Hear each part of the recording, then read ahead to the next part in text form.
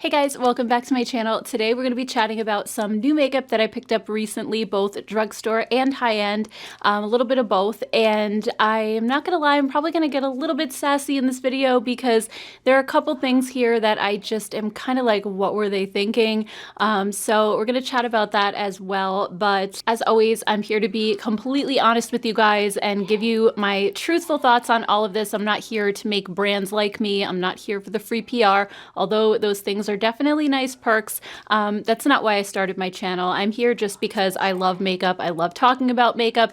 And, you know, obviously it breaks trust if I'm going to tell you guys something is good when it isn't. So it's really important to me to just give you guys my honest opinion, and of course you may disagree with me on certain things, and that's totally fine as well. I just feel like makeup is super personal and we all kind of have different preferences and stuff like that. So anyway, let's go ahead and jump right in, and I guess we'll start with the thing that I was most disappointed in and kind of end the video on a more positive note. So the first thing that I got was this new Tarte Juicy palette. So if this looks and sounds familiar, that's because they recently came out with, and when I say recently, I mean in the last year, it was months ago, they did come out with a Tarte Juicy palette. It's the same exact name, but this one has 20 shades, this one has 12. So I thought that that was nice because I really enjoy this one a lot. I love the colors that are in it.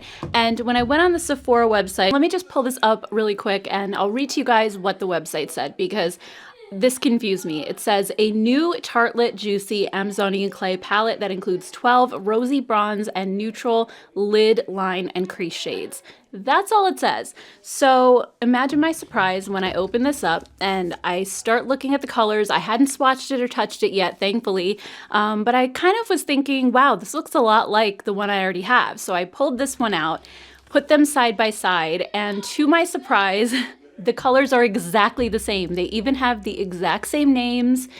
It's like the same palette, just kind of cut down to 12 shades instead of 20. So it's like a curated, more edited down version of the Tarte Juicy palette. And yes, part of it is probably my fault for not looking into it a little more carefully, but there was nothing in the description that said that it was an edited down version of the bigger one. It didn't say it was the same shades. It said a new Tarte Juicy palette. And I was expecting something that was just gonna be similar, like similar tones, but not the same colors.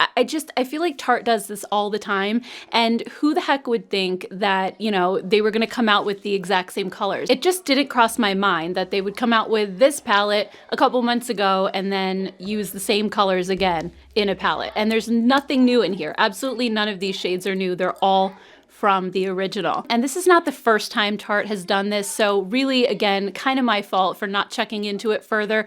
But remember the Maneater palette? That one, I got the original, and then they were coming out with a new version, and it was called Maneater 2, and on the pictures on Instagram made it look like it was totally different colors. So I got the new Maneater, and then come to find out it's the exact same identical palette, except the long ivory shade on the left side of the palette was shrunk down and they added a black. That's it. That's the only difference. All the other colors were the same. So I wasted my money with that one as well. Not to mention the Clay Play and Clay Play 2, where in Clay Play 2, they just added a couple shimmer shades and a blush and a highlighter, but all the rest of the colors were the same. And they just don't make that clear. And I really wish that they would, because people who are fans of Tarte, who end up buying all of their palettes, they're just gonna waste their money. And it's really, really disappointing. I don't like that they just don't make it a little bit more obvious to everybody. So that being said, if you didn't buy this one because of the large size and it was a little bit more overwhelming, I do feel like this is a nicely edited down version. It captures the essence of this palette just without all of those shades. And also, if you do own it but you just wanted something smaller for travel, you know, again, this might be for you as well. But for me, it was really disappointing and I'm definitely taking it back. Next up, I had also purchased the e.l.f. Electric Mood palette and also the face palette as well when I was at Target recently. And I was excited because I really like these palettes from e.l.f. I feel like they're a little bit hit or miss. The classic or the new classics one, I didn't feel like that was the best formula, but the Earth and Ocean one is amazing. And also they had another one, Opposites Attract, I think it was called. I really like that one too. So the formula has been a little bit hit or miss. So I ended up getting this. It's not really as bright as I was expecting it to be based on the photos that I saw online. It is mostly a warm neutral palette with a couple of pops of blue thrown in there. You have kind of a bright yellow matte right here.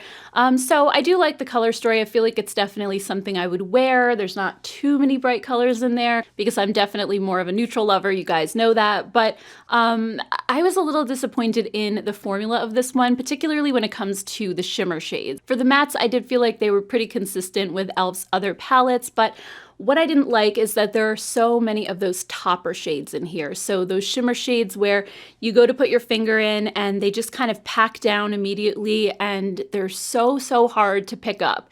And they just kind of become very hard. You have to really dig in there to get any type of color payoff. I feel like they're just supposed to be more of a wash of color, but I like fully pigmented shimmers. That's my thing. I just am not a topper fan, and I know a lot of you guys feel the same way. So just be forewarned that there are a lot of those in here. There are a couple of shimmers that are beautiful and fantastic. This bronzy one right here. Also, there's one that's like a duochrome that is so beautiful. This one, it's the one right next to this, and it is so stunning. It's so shiny and beautiful, and I love this color so much. So there's a couple of them, but for the most part, they're just really hard to pick up, hard to work with, not my favorite. But if you are looking for a similar color story, I would check out the Magic palette from Juvia's Place. This one, they call it the Magic Mini, but it's definitely not mini size by any means. It's huge. Like, look at the pan sizes in here. And it is more, I think the e.l.f. is like around $16. This is around 30 bucks. I do have a coupon code with Juvia's Place. It's Jen, and that'll save you a couple bucks, but it's still a bit more expensive than the e.l.f. But I wanted to show you these side by side because I do think that the color stories are really similar. And when you look at the actual swatches together, you can see that the Juvia's Place ones are just so much more deep and rich and just gorgeous. The pigmentation is absolutely incredible, and it gives you that same exact vibe, but just with a lot better quality. You don't have any toppers in here. All of the shimmers are very, like I said, very buttery and rich, and they just have so much depth and dimension to them. I love it so much, and I think it's just a great alternative to this one, which I was a little bit disappointed in. But that being said, I did really like the e.l.f. face palette that was in the Electric Mood collection. It has two blushes, a highlight, and a bronzer or contour, and the creams are really nice. They're the type that kind of dries to a powdery finish when you put it on, so it's not gonna stay sticky on your cheeks. Well, with the exception of the highlighter. The highlighter is one of those ones that hardly has any color to it, but it's just supposed to kind of make your cheeks look dewy, and I think that one has a little bit more of a greasy feel, almost like a Vaseline type consistency, but the blushes and the bronzer are just so beautiful. I'm actually wearing one of the blushes today. I'm wearing this peachy one, and I just love it. I'm actually wearing the highlighter too, and you can see that it gives that glossy look to your cheeks, but I'm not a fan of how sticky it is. So I would say that's probably my least favorite, but the other ones are really beautiful. So overall, I did feel like this was a really nice cream palette at an affordable price. Next up, another palette that I really have been loving is from Violet Voss. It's the Wild Dahlia palette, and this is brand new. It just came out last week. I've used it a couple times already, and if you saw my recent video where I did under $20 from Sephora, I talked about these little Violet Voss palettes just being such an incredible deal. They're $18, but you do get 10 shades in here, and the formula is so beautiful, and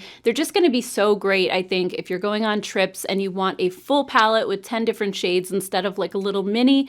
I think these are awesome, and I just think the shimmer shades are so beautiful and foiled and metallic, and then you have the matte shades, which are really soft, super easy to blend, especially if you're not super good at blending. That's how I am, and I just find these really easy to work with. And the color story in this one is definitely more fall inspired. It's a little bit deeper and smokier. I'm wearing it on my eyes today, and I used the peach shade for my crease color. Then I used this deeper kind of cool tone brown for my outer corner. And then I mixed this dark green and this kind of antique gold. I mixed those two together for my lid. And I really just love working with these shadows. I think the formula is just great. So this is definitely something to check out, especially if you're kind of getting in the fall mood already, or if you just like deeper, smokier tones. I think it's really cute and really, really good formula. Next up, I have two different cream blushes from Sephora. The first one is from Armani, and this is the Neo Nude Melting Color Balm. So this actually has such an interesting texture, and I got the shade number 50, Cool Mauve, and this is such a pretty shade. It's almost like a lavender mauve. It's gorgeous, especially if you have a cooler tone complexion like I do with a pink undertone. It's so beautiful. And another cool thing about these two is that you can use them on your eyes as well, which I'm always a little bit skeptical of when it comes to using a cream blush on your eyes, but this doesn't feel like a cream formula at all. When you put your finger into it, it actually feels like a powder. It's very, very interesting. I don't have any other cream blushes that are like this. I feel like I've tried something like this in the past before, but I can't really put my finger on what it was. But it doesn't have the emollient feel that a lot of cream blushes do. It just feels like you're dipping into a powder, but then it melts into your skin just like a cream would, and it's so beautiful. It has a lot of pigmentation to it, so you kind of have to use it a little bit sparingly, but I think because it has that powdery feel, you don't have to worry about putting it on your eyes because it's not going to feel sticky, it's not going to crease, it's just really smooth, really, really long lasting. I actually wore this the other day and it lasted the entire day on me. So it is a little bit more on the expensive side. I think it was $38, so it's a lot for a cream blush. But after reading the description, I just thought it sounded really cool. I wanted to try it out and see what it was like. So, you know, it's definitely a splurge product, but I really, really enjoy it so far. And then another cream blush that I got recently from Sephora as well is the Anastasia Stick Blush. I haven't really heard too many people talking about these. I actually heard about it through an email that I got from Beautylish announcing that these had arrived. So then I went to Sephora to see if they had them because I already kind of had a list going of things I was buying over there, and they did, but I didn't even see them on Trend Moods page. I don't know if they're there now, but it just kind of was one of those under the radar type of things. But they have a cream blush on one side and then a brush on the other, which I don't really use. I usually use my fingers to apply these, but I got the shade, what shade do I have? Latte, which is just a really pretty pinky nude, and I really, really love the formula of this one too. It reminds me so much of the Hourglass Vanish blush sticks. It has this really lightweight, creamy texture that feels like almost nothing on your skin. And again, it just blends to powdery finish immediately, so it doesn't disturb your foundation or feel sticky on your cheeks. It's really pigmented, so a little bit goes a very long way. And it's cheaper than the Hourglass one. It's $32 versus $46, so you're gonna save $14, and it's basically the exact same thing. I don't have any color dupes. The ones that I have from Hourglass, one is like a brighter pink and the other one is a peachy color.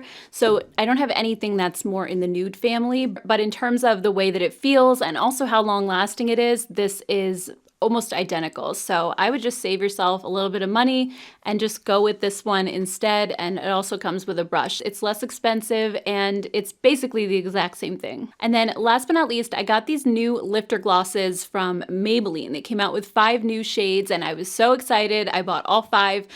They had them at Walgreens. I've seen them at CVS. I've also seen them at Ulta as well. So they're definitely around, but I hadn't heard of these at all until I happened to see them on a display. And these are my favorite lip gloss ever. They're just the best formula. If you haven't tried it yet, they're just so smoothing on your lips. They just keep their shine all day. The flavor that they have, it's like this amazing vanilla. It smells so good. And like I said, they just tend to make your lips look a lot smoother as far as all the lines. I have a lot of lines in my lips and these just kind of plump those out, but it's not a plumping lip gloss in terms of like it doesn't sting or burn. It just feels really nice, really comfortable, but at the same time, it does seem to give a little bit of a plumping effect. So I did try on all 5 colors, so I want to show you what each one looks like on my lips. So the first one is Opal, and this one is mostly clear. It does have a little bit of a shift to it, a little bit of shimmer in the formula. It's really, really pretty, but it's not going to add much in the way of color to your lips. The next one is Brass. This one's a really light pink with, again, a bit of a sheen to it, almost like a metallic finish, which is kind of interesting for a gloss, but I absolutely love this one as well. I just think the golden shift that this has is so beautiful, but again, it doesn't add much in the way of color. Next up is Ruby, and this one is a deeper pink that also has a beautiful golden shift or sheen to it. It has a little bit of a metallic finish again, which I just think it's gorgeous. I really think that it just kind of amps up the shine that it has. And unlike one of those metallic matte lipsticks that seems to accentuate all of your lip lines, this one actually seems to smooth them out a little bit, but you still get that metallic look, so really gorgeous. Next up is the shade Heat, and this one is again a brighter pink, but this one doesn't have any shimmer in the formula like the first three do. It doesn't have any metallic finish, it's more of a cream finish. And it's just a beautiful color for summer. I love the brightness of it, but at the same time, it's a little bit sheer. So if you're kind of shy of wearing bright colors like I am, I think this is a great alternative. And then the last one is Sand. This is the one that I'm wearing in the video today. And this one is a brownish pink. It does have that little hint of shimmer to it. And also when you look at it in the tube, it almost has like a bluish shift to it. It's beautiful. Again, a really stunning color. And I just feel like all of these, with the exception of Heat, which has the cream formula, I think they all have just so much dimension to them and the little bit of shimmer to it. I just think they're so beautiful and so fun for summer. So I'm really enjoying those new shades as well. So anyway, guys, that's everything that I have for today. I hope you enjoyed this video. If you did, please don't forget to give it a thumbs up. Also, I'd love to hear from you guys down in the comments below if you've tried any of these products yet, what your thoughts are on them, or if you're planning on trying them out. I'd love to hear your thoughts as well. Thank you all so much for hanging out with me today. As always, I appreciate it so much. And if you are new to my channel and you haven't subscribed yet, I'd love for you to hit that subscribe button. I do a lot of drugstore makeup here on my channel. Not today necessarily, but usually I have more of a drugstore focus, and also I do a lot of dupe videos. So if you like those, be sure to hit that subscribe button so you don't miss out. Thank you guys so much, and I'll see you all in my next one. Take care. Bye.